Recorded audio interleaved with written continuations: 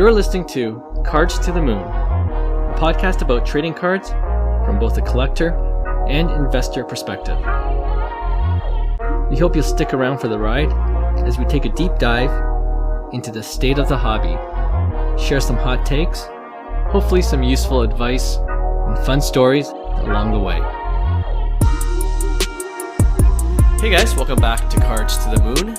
This is episode 187. My name is Clark from 5cardguys.com and 5cardguys on Instagram. With me co-hosting as usual is Hyung of Integrity Sports Cards, and John, he's back, and he is Trade You at Recess on Instagram as well.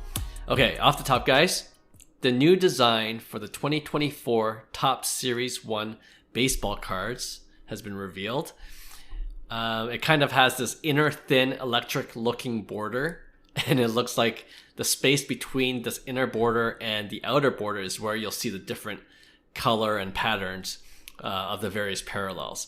So yeah, quick initial thoughts from you guys. What do you guys think of the new design for the 2024 Topps Series 1 and 2? You know what? At first, I wasn't a fan, I would say. It was kind of boring. Kind of like it was Okay. It was very basic, but I think it's growing on me a bit, and I think I just think paper doesn't look as good as it used to. I could see that product being really nice chrome product.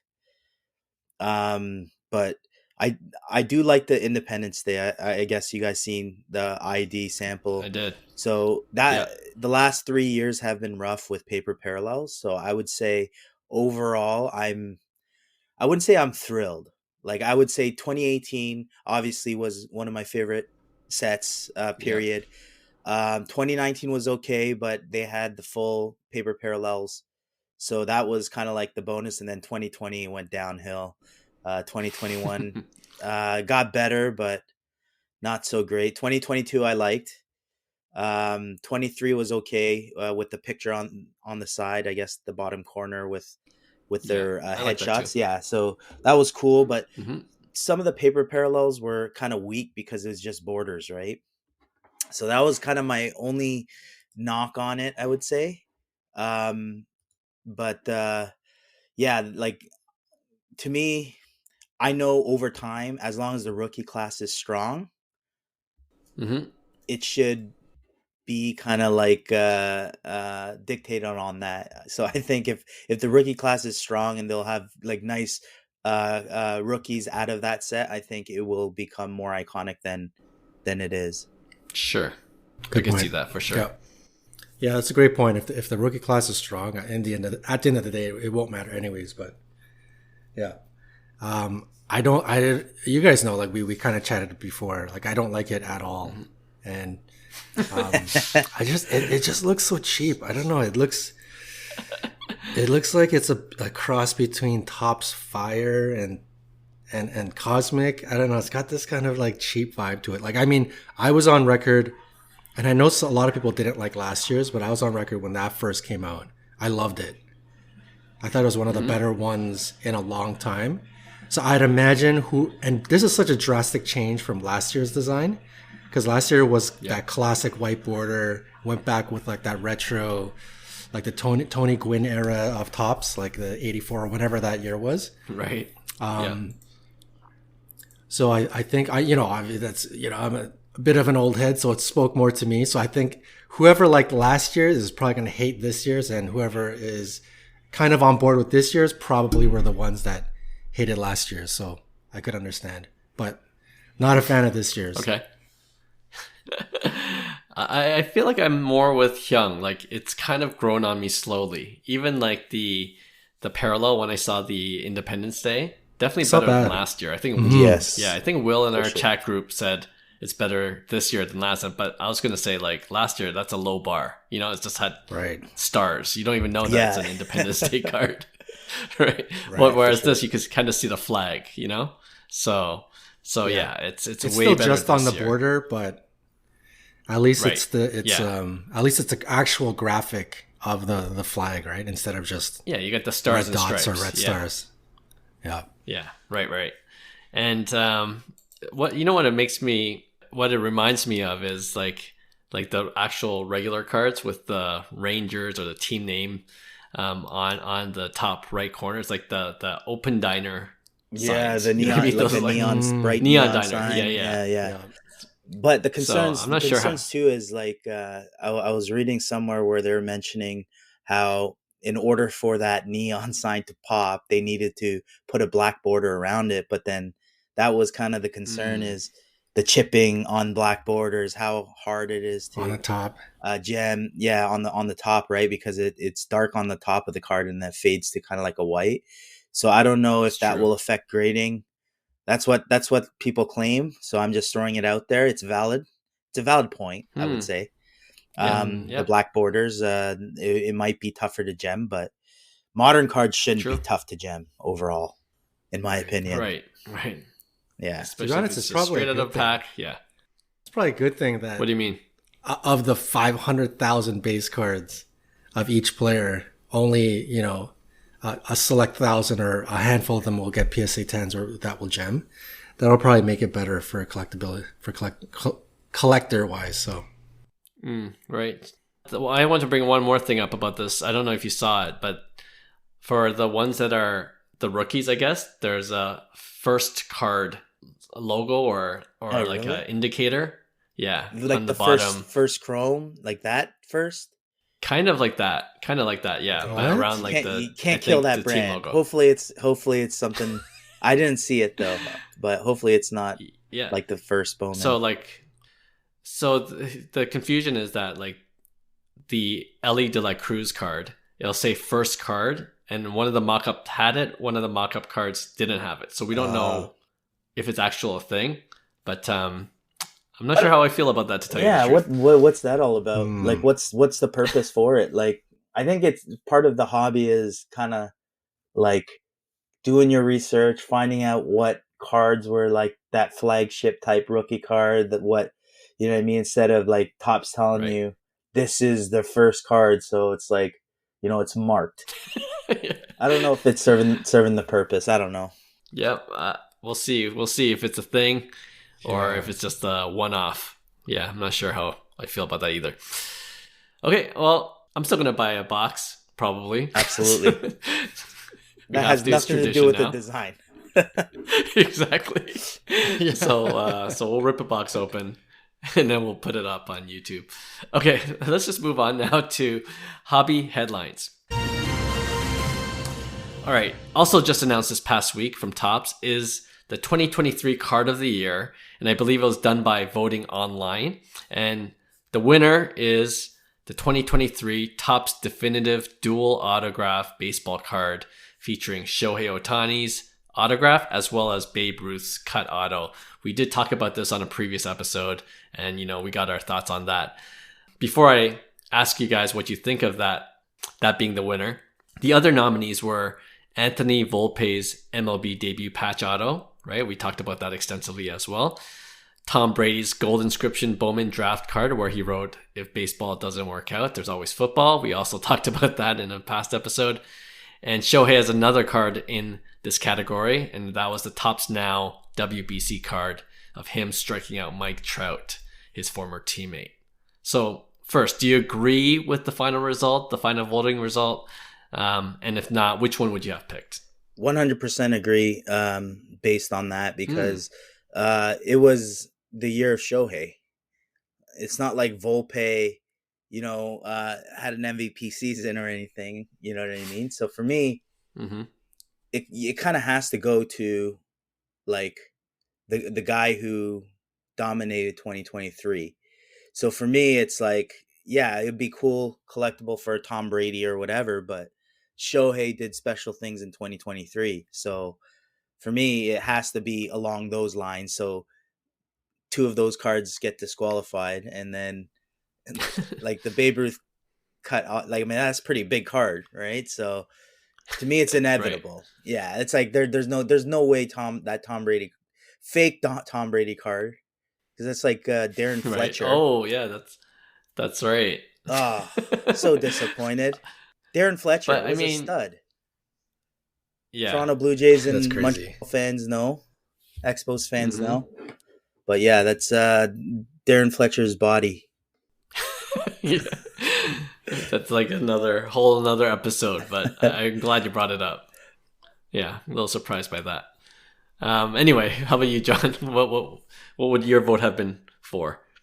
You know what? I think I agree. I mean, if that's the top four, I mean the Babe Ruth, in terms of single cards, it's probably the winner. But in terms of if we had a major, generational rookie, and it happened to be also the debut of the MLB patch, I probably would have gave it to the MLB patch. I think the MLB patch, the innovation behind it, like the whole idea, I think that's the winner. But you can't. This is card of the year. It's a single card.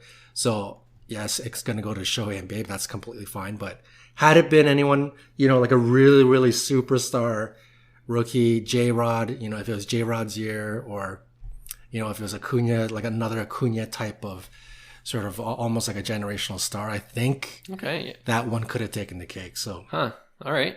You know what? I'm going with the Anthony Volpe MLB debut patch. That's what my vote would have been. Yeah, and it's kind of like what you're talking about, John. Like, I think, just what it took to get that card, produced, and it's a 1 of 1, and it has significant meaning, right? Like to the player, and this is the first year that it's been offered, and if it becomes an annual thing, which we have no reason to think otherwise, then I think it can be a huge card. And Anthony Volpe had a pretty good season too. Like, we're not talking about a scrub either, right? And, right, yeah. Can he build on that? Like, can he be a really good player? I think if it was like a Corbin Carroll, I think I would have probably went along those lines. But I think Volpe just didn't do it. Right. I mean, he's still young. I still believe in Volpe, so it's like this could age wrong for, I guess, my opinion, but right. It's more the impact that player had, I think, for me, and what that card means. Fair enough. Yeah. Fair enough. And you know what? It could age really wrong for me too. Volpe could just be a scrub at the end of the day. So it could go either way. All right. So that being said, I want to extrapolate this, think about if there was going to be a sports card Hall of Fame, right? Ooh. And we get to nominate cards, not just 2023, but cards of all time. Which cards would you nominate and why? Okay. And before you answer, some criteria to consider might be the aesthetics, the look and design of the card, like we were talking about on Off the Top with the Topps design. It could be hobby relevance, and it could also be, I'm not sure if value is a good criteria, but it kind of goes hand in hand with rarity. Okay, like that's how I'm thinking about it. So iconic-ish, or no? Like, or is it more? Because then you could break down in parallels, for instance. Like, how do you determine? Kind of like, I see. I would want the superfractor, for instance, on everything, or the 1 of 1. Right. That's a good question. Or are we just saying generic card? Like, it's not like it's like a Independence Day version of that. It would be just the Acuna Topps update and all the parallels. We'll say. Yeah, let's do that. Yeah, I think that's fair. Okay. Yeah. Yeah. Especially if it's of all time, because the vintage cards wouldn't have parallels, exactly. It's the image or the card itself that's iconic. Yeah. So every image of that card.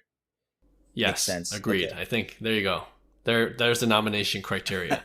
So I was off air I was talking about doing a draft style, but let's just take turns. And if one of us picks yours, then you got to choose another one. Okay. So who wants to have pick number 1? Oh. I'll go first. Go for it. 52 Mantle is number 1. I think you have to. Ooh. You have to. Yeah. Get that all the like 48 leaf Jackie. Like, okay, that's what you're going for. Yeah, I'm going that. I'm going vintage first. Like, you kind of have to respect that, and then we'll go modern. We won't go all. Yeah. Sure. Okay. That's the way I would go. The 52 man, of course, it should be there, right? But. Like, what makes you're talking Hall of Fame, right? Sports card Hall of Fame. I think the story, 100%. Too. Yeah. The story behind it and the rarity. I think that's like what the always... boxes being thrown out into the Hudson River. And it was such a... after that, it was such a desired card in the hobby, and it basically, in my opinion, made the whole hobby, especially in the last like Hmm. 3 years. Like that, and that's how you know that that card is number one, because it's the most expensive card that exists today. Yeah, yeah. Of course I would agree. I was just playing devil's advocate because Mickey Mantle. Would you say he's the best Yankee No, ever? No, right? never. Yeah, like Not even Yeah. by yeah. yeah, So, but to your But point, the there's popularity the of hobby Mickey relevance. Mantle, right? He's like the Yes. Ken Griffey of his time, not necessarily the best player of all time, but he just had that True. the sex appeal, right? I agree. Yeah, and you're saying 48, Leaf, Jackie. Jackie. Yeah, I got That's to a put big, that up yeah, there. that's a big one. Honus That was on my Wagner. list as well. The Honus Wagner T206. probably could. Yeah, that The could be a number one for 206, many yeah. people. Okay, so we got the vintage out of the way. Let's go modern. This is more interesting, I think. Okay. If you're gonna Okay. nominate a modern, this is a modern subcategory. What would you put up there? I'll go first. Okay, go for Okay, since the Albert Pujols Bowman Chrome it. rookie Okay. autograph. Yes, Whoa. definitely. I think that's anyone that's a Bowman Chrome collector. Albert Pujols, the rarity, it was a redemption card. And like how many of those redemption cards are lost now, right? Or Right, you right. can't redeem them. So it's not even 500 of them, like it should be, right? So you got that. Pujols obviously has a Hall of Fame career. So yeah, that's kind of, and the Bowman Chrome that Pujols card kind of is what makes old school collectors want the first Bowman Chrome, because of the trend that Pujols card started, in my opinion. Yeah, no, I agree. That's true. You're not going in order though, right? You're just saying we're just spitballing. Any we're into the spitballing, Hall of yeah. Fame, right? Yeah. Okay. Yeah. Yeah. Because you just I would- put Albert Pujols at five. I would put Potentially. I was Yeah, like, ooh, I don't know about I don't that. think we're ranking these, but I think Right. for me, I'm just thinking of, like, for instance, I would say Trout's Bowman Chrome 09, which, Clark, you have one. But for me, it's the relevance of how impactful he was on the hobby. The boom was based on his cards, actually, with Vegas Dave.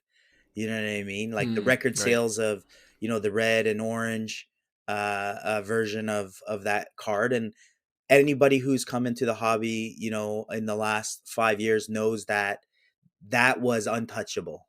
That was the card to get in the hobby. So I got to say Mike Trout's Bowman first Chrome as well.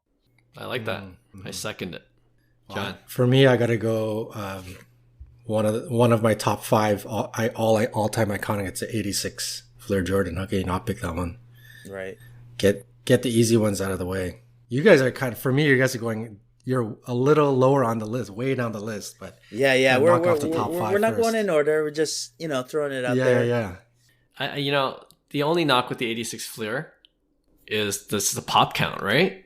Right. Like, I don't know if we need to discount that a little bit, That's true. I'm gonna we're get not. a We're lot of, talking. We're talking like iconic and what we would put into the sports card Hall of Fame, right?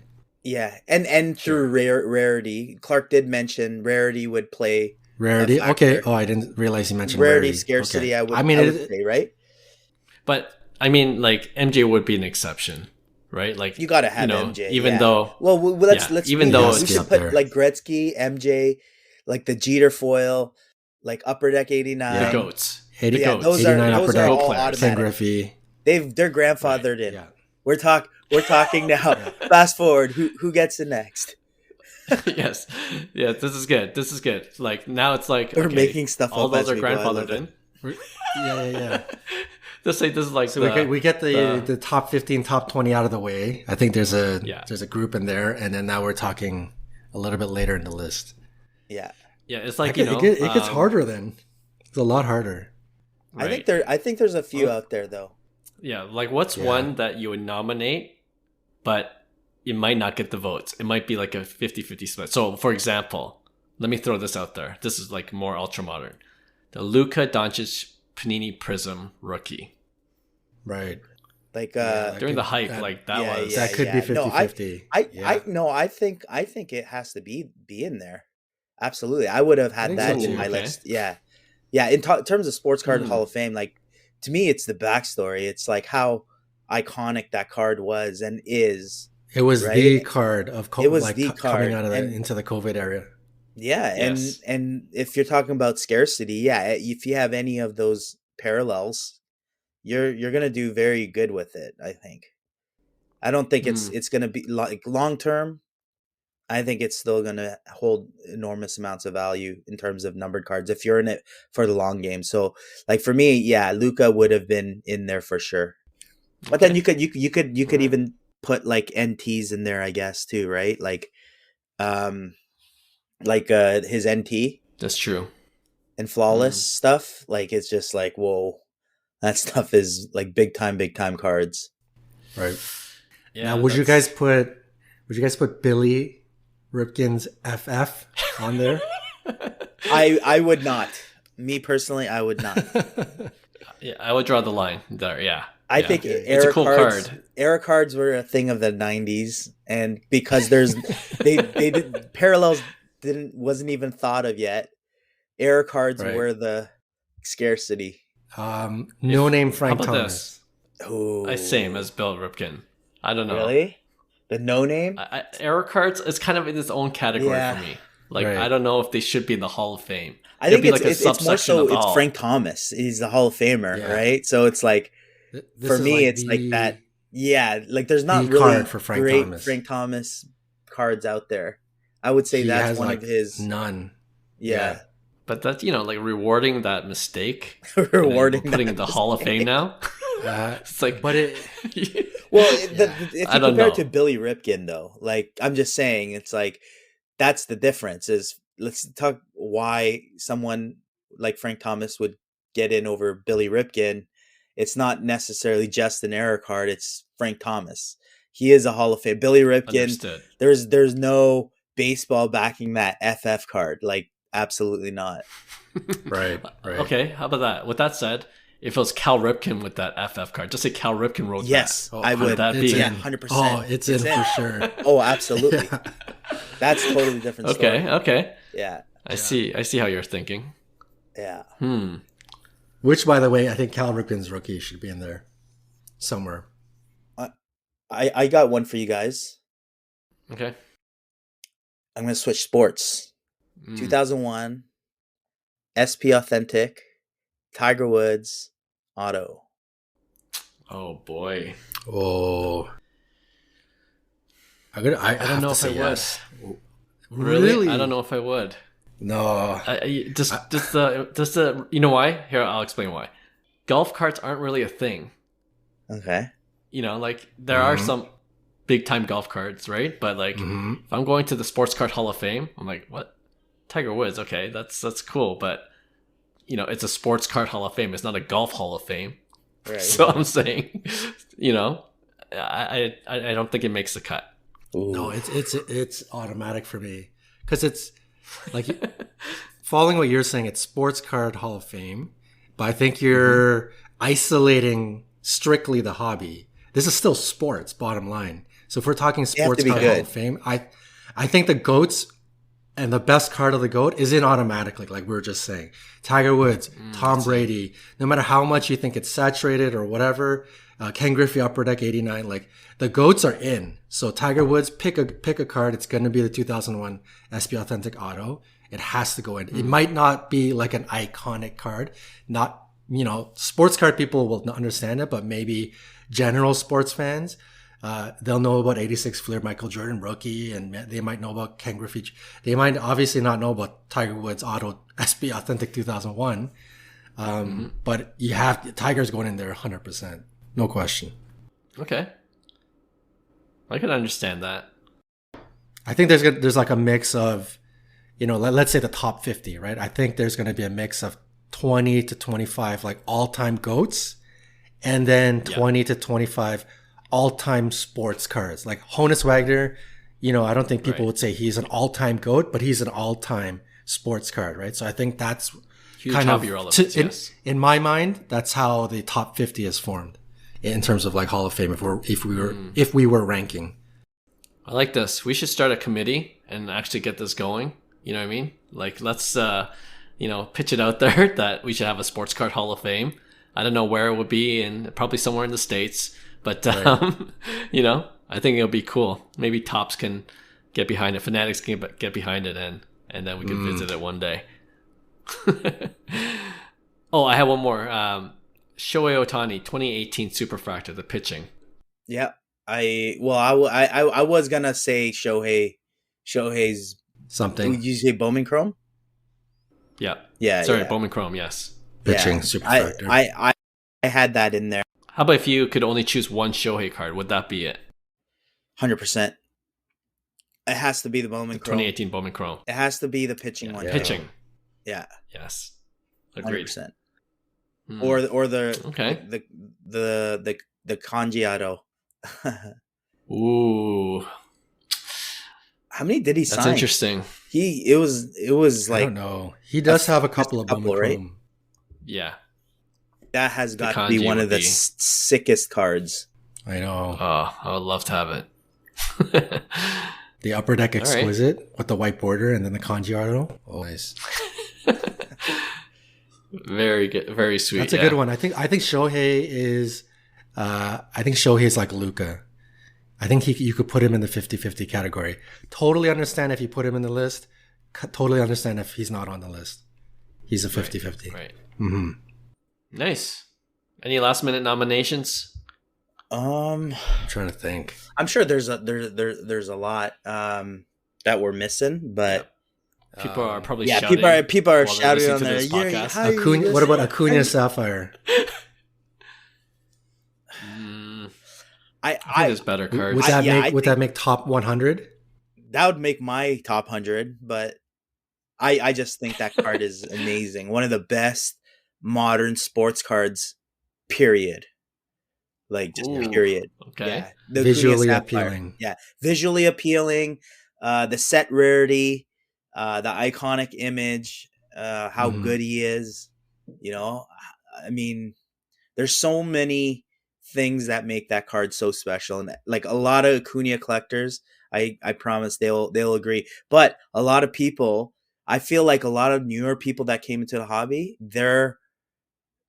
they love the white jersey more than the sapphire. That's what I'm seeing. Sapphire was always more desired, but I've seen that trend in the last 5 years. It switched. I think I would put myself in that camp. I think I would want the white jersey. And that's saying a lot because I feel like I switched from wanting sapphire before. Yeah, me too. Like the chrome, now for paper cards, that's iconic for me. True story. Yeah. True story. I bought a raw card of the Acuna Sapphire, and I was scared. I've never made it like this big of a purchase on eBay, and this guy was selling a raw version, and it was listed for $19.99 US, and I was like, man, that's so steep. But then I basically asked him if he would go lower, and he was set on his price, and he told me he just sold one for the same price, and this is his second listed, and he said that Acuna Sapphire, the one that I was questioning about, was in better condition than the previous one. So after he said that, I ended up buying it, and it PSA 10. Yeah. True story. The $2,000 raw card, PSA 10, and then I sold it to what's his name? Phil Hughes. Phil Hughes, yeah. Yeah. I remember that for story. $6K. So I did well with it. Wow, that's good. Yeah, that was the raw card sapphire. Good old days. The good old days. Oh, that's a good story. I got a question for you guys. Yeah. In this iconic Hall of Fame, where would you guys rank the expensive cards like Logo Man 1-of-1s, Fleer, whatchamacallit, the PMGs, Michael Jordan PMGs, Michael Jordan, that's a good one too. LeBron, dual autos. Where do you rank those in like the top 100? Because if you rank them in there, those cards could almost make up the entire list, right? I think Are that has to be they a separate list. iconic, and are they Hall of Fame, or are they just super expensive? Where do you put those Good ones on the question. list? I think it needs to be a separate list because it's not necessarily like it's kind of like the brand. Like the So first, PMG. yeah, the PMG brand is so strong, right? So it's iconic. But and then you could have any player within that PMG, right? Yeah. And same with First Bowman Chrome, just an Right. iconic brand, right? And then you rank the categories of, logo men, and then you could throw in like popular inserts like Color Blasts, and I bet you could make a top 25 in terms of that. That would be cool. Yeah, I think I tend to agree. Like, if you start including that in the top 100, you're pushing out some monster cards. Yeah. Like singles. Yeah. Right? So I don't know if I can do that. Yeah. Mhm. Especially with PMGs. I'm not putting I'm not sold on that. any in the top 100. I'm not sold on PMG? PMGs. Yeah, like I know you call me crazy, Yeah. but it doesn't. No, I never look at them. They don't appeal to me. But I get it. Like I mean, I guess they're nice. I'm with you, Hyung. Yeah, me too. I'm with you. It's like kind of like Kabooms to me. Yeah, You know? very similar. Yes. But PMGs, I think the original 97 PMGs will always have long-lasting value. Maybe not the crazy COVID era values, but people have been collecting those, and they've been fairly expensive for a long time. For sure. Years and years before COVID. Which is So a there's fair a lot point. of- Yeah.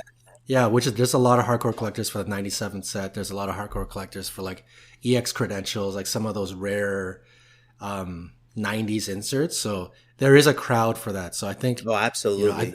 I think a good compromise would be maybe, the Jordan PMG, just to represent the PMGs would get Right. would get I was onto the gonna list, say, yeah. Yeah. The best player, the best card of that set, maybe sneaks into the Gets top into the 100. list. Right. Yeah. Yeah. You know what? Maybe one day, like if I have a lot of time, I'm just gonna start making a list. Actually ranking? Yes. Yeah, and then you get feedback from the listeners, and then you get rankings that move up and down, and it becomes like a Cards to the Moon 5 card guys top 100 list. Ranking. That'd be pretty cool if you made your own ranking, and then people could submit, and then the ranking can move in different ways. Yeah, that'd be pretty cool. Yeah. And like set like a couple of maybe unique criteria, because like there are a bunch of lists out there already, and it's usually the same. You got your Mickey Mantle, you got all the ones that we grandfathered in this episode, right? So you don't make it interesting somehow. Right. But yeah, let me sleep on it. I'll get on it when I think about it a little bit more. All right, all worthy nominations. I like this brain exercise, and we'll follow it up. Like maybe at the end of 2024, we're like, is there any card this year that we would nominate to go into this fictional Hall of Fame? You know what I mean? Right. Like Topps did with their voting. So yeah, we'll revisit it at the end of the year. Okay, let's move on to our next segment, and it's called Would You Rather. All right, so we've done this before, but it's been a while. So I want to give you guys 2 hobby scenarios, and you just tell me, would you rather go for A or for B? All right, so first one, the 2023 Tom Brady Bowman Draft Superfractor non-autograph card was recently pulled, right? The one that was autographed sold on Golden Auctions recently for, I believe, $160K. Okay, so some people are saying the non-auto version is probably going to be worth $40K, about a quarter of the autograph version. So, would you rather have the non-auto Superfractor of Tom Brady in his Expos uniform, 1 of 1, or Tom Brady's 2000 Bowman Chrome Refractor rookie card PSA 9, which is also going for $40K? Pop count of that PSA 9 is 59, if that matters. And how many PSA 10s are out there? Do you know? I would have to look that up. It has to Did be you say Bowman Chrome pretty Refractor? low. That has to be like Yes. 10 to 15 PSA 10s, if that. I think so, yeah. But Man, confirm. I rather the Tom Brady Bowman 2000 refractor. Yeah, Really? give me PSA9? the Yeah, Oh yeah. yeah, easily. Give I me the just Bowman can't, Chrome as like, well. if it wasn't that Darren Fletcher's body, like, Yeah. that's one thing, that's just, The I fact that just can't get yeah, over that. the fact that that news came Photoshop out, that. And it makes but just yeah, it's so yeah, disappointing. I'm with That's you, just Hung. The fact that just that news came disappointing out, news. Yeah.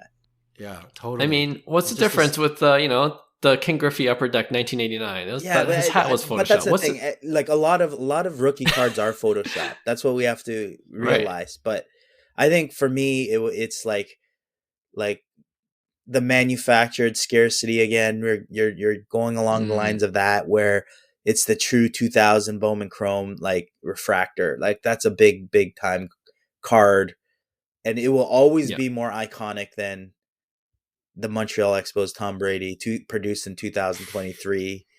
Manufactured hype chase compared to that. True. Yeah.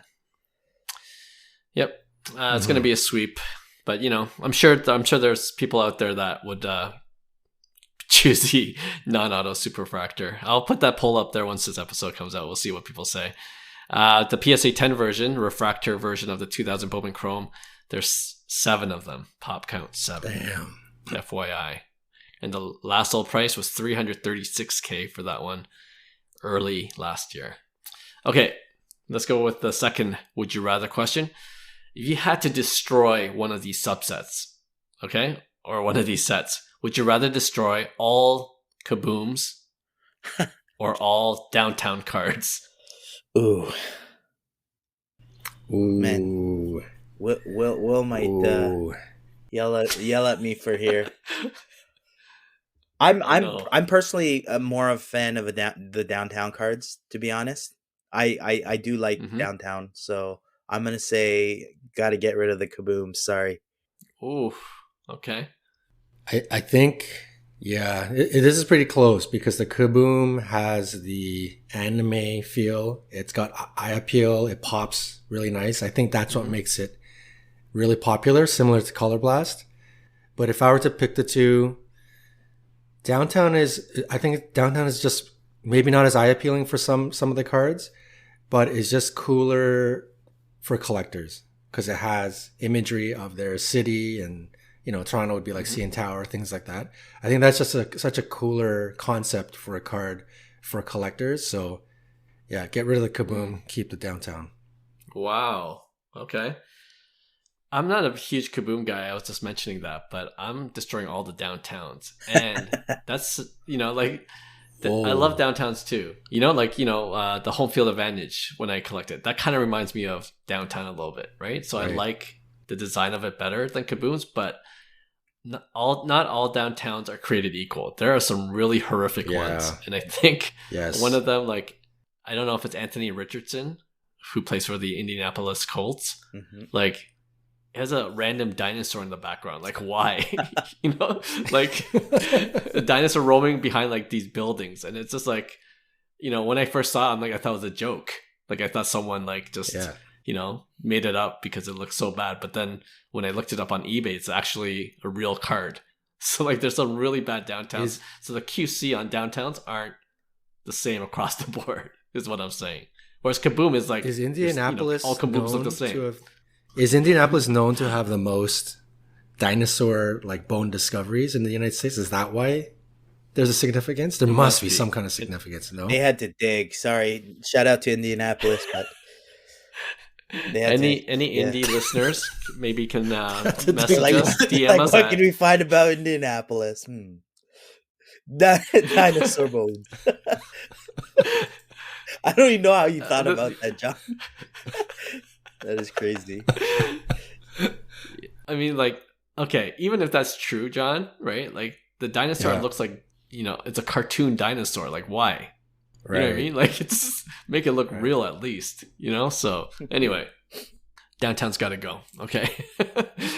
Third one. Would you rather attend a smaller card show at a very nice venue for a $50 entry fee, or a bigger card show at a typical conference center for your standard $15 entry fee? What's a smaller card show? Are we talking about just size? So quality's still there? Quality's there. You could get drinks. Just like the vibe is just more upscale. Oh yeah, I'm bougie like that. Right. I'm in on the upscale. Like I think that the hobby is a little sometimes too. Yeah. Right.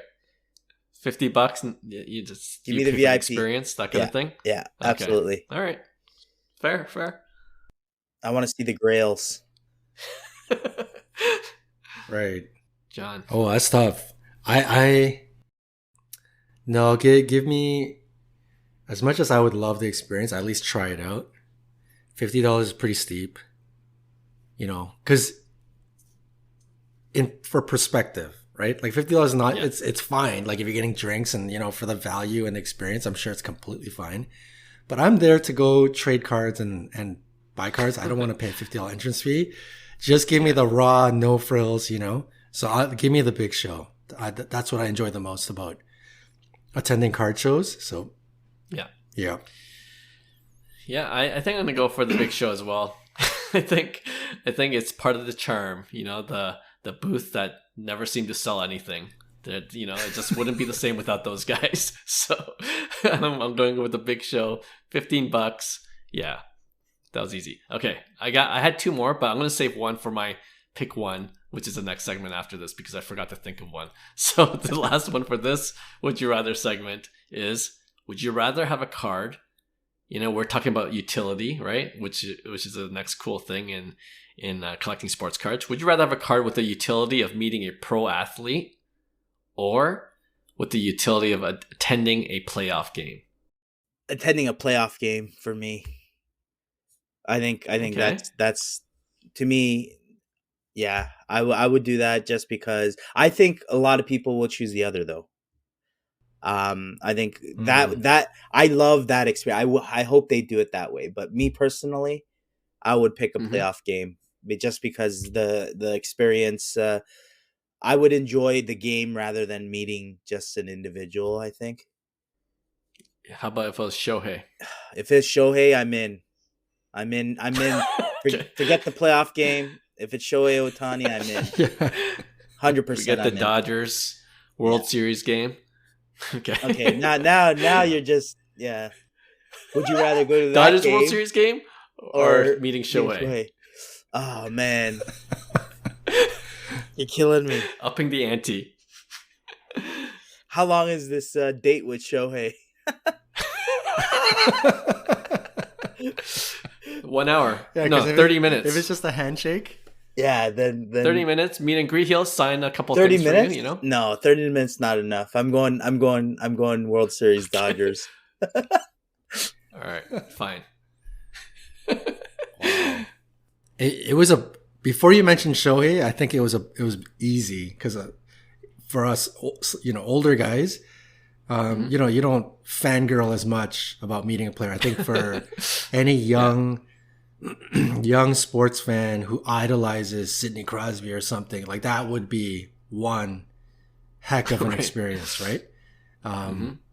But for the older listeners, I think generally speaking, I think the easy choice is taking taking playoff tickets. Like that's huge. Like sporting event is the biggest thing. Now, you could flip flop depending on who you're meeting, right? So I could understand. Fair enough. I personally go with the playoff game because I feel like I'm just awkward around famous people. You know what I mean? Like it's like, what do I say? Hey, I'm a fan. Like I don't know if I would enjoy myself. I've been watching you growing up in my 30s. Yeah. I think 99% of our listeners would be in the same boat where it'd be kind of awkward with a pro. It's like, what do you even talk about? Yeah. That's true. All right. That's a good edition of Would You Rather. We'll do it again in a future episode. Okay, let's end off this show with pick one. And this is where we put up two cards or two sets, and then we debate which one we would rather invest in. And like I said in the previous segment, I had one saved up for that Would You Rather segment, but I'm going to just say it now for my pick one. So I'll start things off. It's a more general one. Would you rather own or have a 1-of-1 autograph card, or a 1-of-1 Logo Man card? For me, it's easy. I'd rather have a 101 autograph card. Okay. Obviously player dependent, but like Luca. yeah, I would rather have a Oh. 101 auto. Given that he signed it, nobody else. Like Not yeah, his mom. Okay. I didn't say it. You said it. Yeah, I would say 1-of-1 auto for me. All right. I'm not sold on the logo man. Like it's again that manufactured kind of like like they got us hooked on that stuff. I'm telling you, People love Logo Mans, man. Yeah. it's crazy. I'm hooked, man. I'm drinking that juice. Like, give me the Logo Man for sure. Oh man. 'Cause if I think of like Luca flawless 1-of-1 auto or something like that, I mean that it is pretty cool. But I think for us, the Logo Man, any Logo Man has become, you can call it gimmicky. Yeah, we can knock on it all we want. But there's something inside of us that's like, man, it would be pretty cool to own one of those. Like, because even like a cheap player is $1,000 too. Like these things are up there in price. It's just cards that we never dreamed of having. So even to own one, and maybe I am falling victim to the hype. But If I had one, give me the Logo Man. I'd be Logo Man. I would have drank the Kool-Aid for sure. Yeah. If you had one. Yeah, Like a I'm Luca sure Logo Man or everybody- like it's a Kobe yeah. Logo Man. Oh, yeah. Okay, all right. I'll break the tie. I you know me. Anyone that listens to the show, I'm an autograph guy, so it's easy. 1-of-1 auto. Like Logo Man is just a glorified patch to me. Okay, so like, But it's the coolest of all the patches. See, if it was like the MLB debut patch, like where that was like LeBron's first jersey, like Right. wow, that Logo Man's sick. But then you can't have like multiple Logo Men, Right. Yeah. Yeah. But wonder mind if that you, would change. as I'm picking it, it has to be for me. It has to be like the flawless. I love the flawless one, the white background, like the one that Yeah. pops. I'm not talking Oh, white about background, like right. Spectra Logo Man, like none of those ones. Okay. All right. Well, that's my pick one. Let's go next. All right. I'm gonna go back to our buddy Kenny. He gave me two that week we were talking. Okay. But this Yeah. was valid because I thought it would have brought up a good point. Because I thought it was a no-brainer when I was thinking about it, but then there are instances where if I went the other way, it would have benefited me more than the other way. So I'll explain it. So he basically asked, this is just in a pure flip example. So let's just say you're buying in the off season, you're looking to flip in 3-4 months or 2 months or whatever it may be. Would you rather have just a base refractor PSA 10? So let's just say a Bowman Chrome, even auto base refractor PSA 10, or a True Blue at a 150 PSA 10. Now, given you gotta make sure apples to apples, so you're paying a lot more for the True Blue, right? So his argument or his, I guess, backing was that sometimes liquidity in a True Blue, may not occur. You might not have any comps. It might be too rare. Whereas the refractors, you're seeing more of those sales, let's just say. So it doesn't even have to be autos. It could just be in like just a Topps Chrome or whatever. But I thought it was valid because you have comps for refractors, right? Whereas a True Blue, you might not have a comp and your buy-in might have been high and that flip potential might not has been as high given that there's no comps, right? So I get it. Yeah. what would you guys pick in a flip situation? Would you go for the cheaper card that's easier to liquidate, or would you go more rare like a True Blue and pay a I guess a premium? Yeah. For me, I think it's pretty easy. In a short-term situation, I would pick the refractor. It's not as sexy. It is certainly, like Hyung mentioned, easier to sell because of the fact that more of them are selling, and there's like sort of like a defined market value. But there's also like in a short-term scenario, we also have to kind of think about. Remember, we used to talk a lot about ratios, and like it's I guess maybe the concept is sort of like sports cards economies of scale. So, let's say there's a hot flash in the pan, Ellie De La Cruz. He was like an okay prospect, comes out bombing like he did a year and a half ago or whatever, and his cards are just exploding, right? Like in a short flash situation, I think people are, again, economies of scale, right? People are willing to spend a certain amount of money to kind of try it out. Oh yeah, like $500 for a refractor. I'll throw money at that. Oh, it costs $600 now. I'll throw money at that. Good point. But a blue refractor at $4,000, like the appetite for that doesn't quite get there until said player builds that confidence in an investor's mind to more established to spend more money, right? So when you look at comps, right, for example, like Luka Prism Gold is $500,000 and the silver is $2,000. So it's like, the ratio should be 500x. So like a Nickeil Alexander Walker is $20 for a silver. That means his gold out of 10 should be worth, 55,000. No, it doesn't work that way because there's not enough establishment for somebody to want to spend $55,000 on Nickeil Alexander. But $20? Yeah, I'll do that, right? So I think in a short-term situation, you also have to kind of think about that whole sort of sports card economies of scale. And I think it's obvious like the cheaper cards will move up in value the quickest until, let's say Ellie hits 40 home runs. Then obviously that at that point, people get really confident. Yeah, he's the one. He's like the next big guy. I'm spending big money on him. I'm going to go for the blue at 2,500 or 3,500 or whatever. But in a true short-term scenario, yeah, it's an easy one. It's the refractor. Interesting. Valid. Yeah, I think I think everything John said, I agree with. So it's in the short term, like when I look at what I'm looking forward to buying, like I'm looking for the colored, lower numbered parallel, but like it's for the mid to long term flip, if anything. You know what I mean? Like I'm not intending to do a short flip.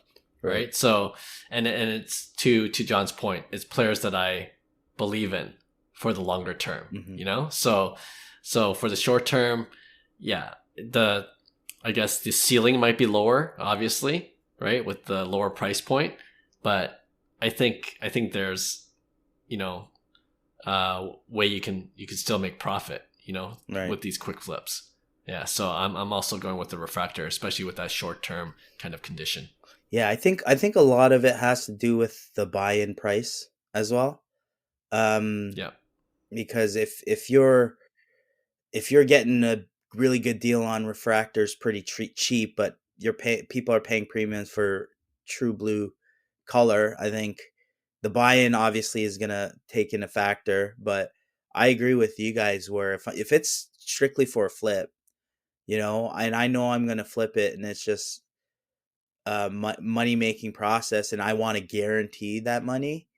Refractor is probably the safest and most liquid at that point, both ways, right? Even when it's losing, you'll still have comps.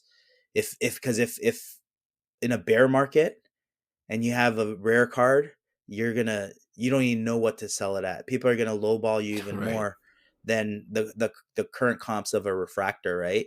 So I think for a flip, I would definitely go refractor, but true blue, I would end up buying the true blue anyways, just because it just looks better, and then it's not even about that, right? So I would still buy the color match. Yeah, I'd probably still buy the true blue. Who am I kidding? I like that one though. Yeah, that's a good one. Made me think.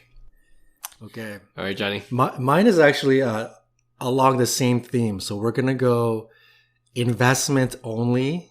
So put your investment cap on. in short term. So this season only, and I'm going to pair two players together.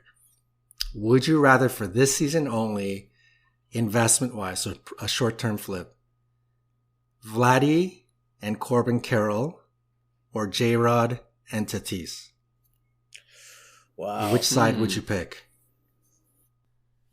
So there's two players, each side has a sort of a hype player that might lose value this year more. And each side also has a buy low player, whether or not you believe they will rebound. I'll go. I think for me it's easy. I'm gonna go J-Rod Tatis. And well, as much as I obviously I believe in Vladdy, I believe in what he's gonna do.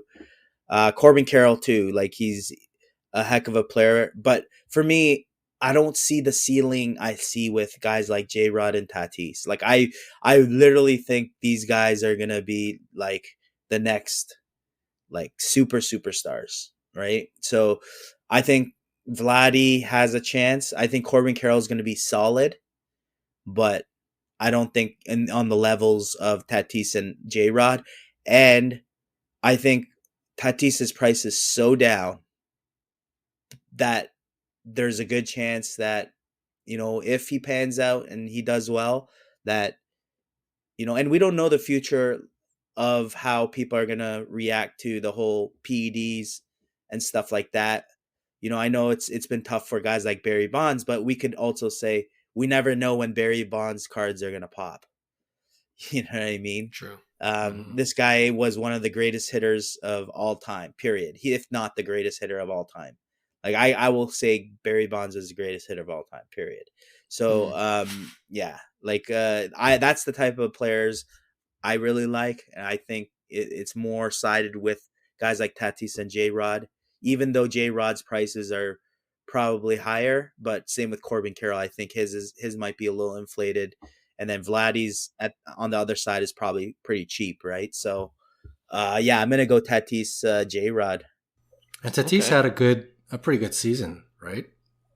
It wasn't horrible. I don't think. I would say it wasn't like Vladdy, MVP. Vladdy, Tatis MVP, obviously. No, it was really below average. I would say it would be equivalent to Vladdy doing the same thing this year with that. So I think Tatis was like way below average, or his standards at least.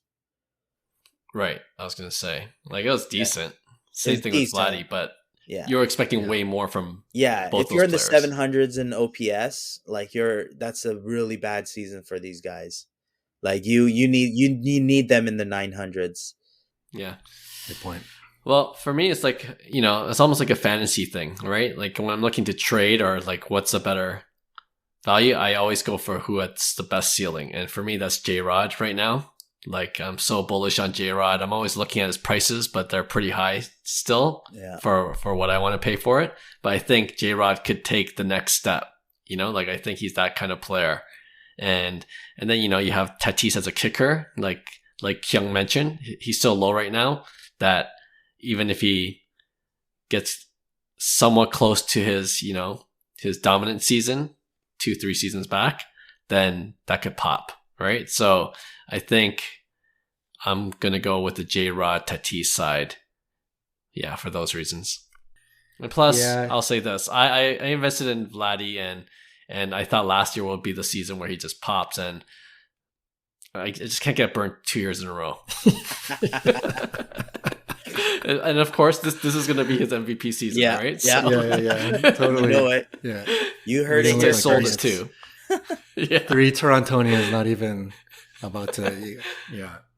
Well, you guys obviously you probably know where I'm headed. I'm always I like rolling the dice a bit. J-Rod, I think Clarky, you're probably a lot more bullish. Like I don't own anything J-Rod. I think he's a fantastic player, and I honestly thought he was gonna not play as well last year, but he played pretty darn well. That's so awesome.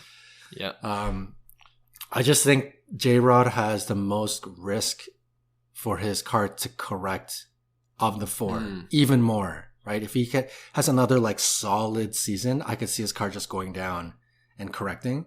He needs to have some sort of handful of spectacular moments and or season. But still, I would rather, same reasons as you guys said, that ceiling. The ceiling is so tempting, right? Even Tatis, his cards are so low.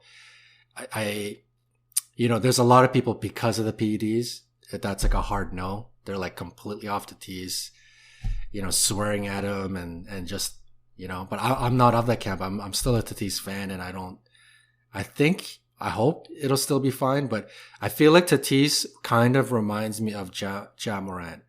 So as much as he gets clowned on and, his values might go down and people are like, what is he doing? Head scratching. And he comes back one game and does he just dunks on somebody just like Ja did. And then everybody's like, oh my gosh, Ja Morant's like the craziest. Yeah. I feel Tatis has that in him, right? I think J-Rod and Tatis got that ceiling is so tempting. So, yeah. Yeah. Give me, I'm going with you guys. It's a 3-0. Sweet. Good one. I like that one too. All right, that's a wrap for this episode. As always, we appreciate all you listeners and subscribers. And we'll have a brand new episode for you guys next week. Talk to you then. Bye. Hey, thanks for listening to Cards to the Moon. We'd really appreciate you subscribing to our podcast wherever you listen to your podcasts. And you can also connect with each of us on Instagram at 5cardguys, or you can follow Hyung at Integrity Sports Cards, or John at TradeU at Recess. You can also check us out at 5cardguys.com. Thanks again, and hope to connect soon.